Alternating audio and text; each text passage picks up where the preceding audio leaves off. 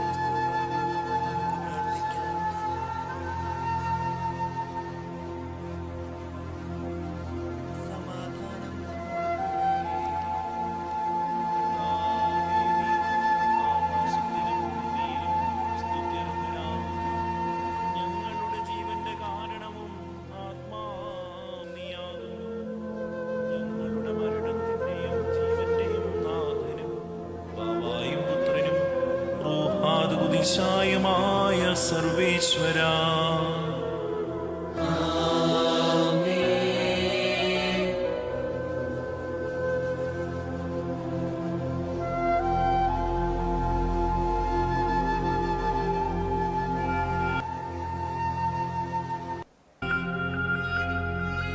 സ്നേഹനികുഞ്ചമായി കരുതിയ പ്രിയങ്കരനായ തുങ്കുഴി പിതാവ്, ദൈവപിതാവിൻ്റെ സ്നേഹം അനേക ലക്ഷങ്ങളിലേക്ക് അനേകായിരം കൈകളിലൂടെ എത്തിപ്പെടണമെന്ന് ആഗ്രഹിച്ചു.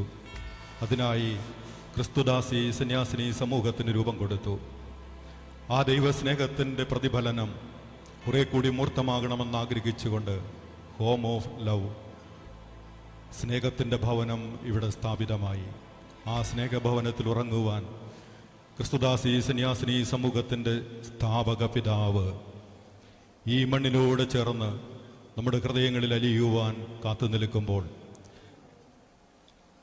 തിരുക്കർമ്മ സംസ്കാര ശുശ്രൂഷയുടെ അവസാന ഭാഗത്തെ തിരുക്കർമ്മങ്ങൾ താമരശ്ശേരി രൂപതാധ്യക്ഷൻ അഭിവന്യ റെമിജിയൂസ് ഇഞ്ചനാനിയിൽ പിതാവിൻ്റെ നേതൃത്വത്തിൽ ആരംഭിക്കുകയാണ്. ഈ സമയം നമുക്ക് സമാപന പ്രാർത്ഥനകളിലും ശുശ്രൂഷകളിലും ഏറ്റവും ഭക്തിപൂർവ്വം പങ്കുചേരാം. ഇപ്പോൾ അന്തിമോപചാരങ്ങൾ ഇവിടെ അവസാനിപ്പിക്കുകയും ഈ പ്രാർത്ഥനാ ശുശ്രൂഷകൾക്ക് ശേഷം എല്ലാവരും അന്തിമോപചാരം അർപ്പിക്കുകയും ചെയ്യുന്നു.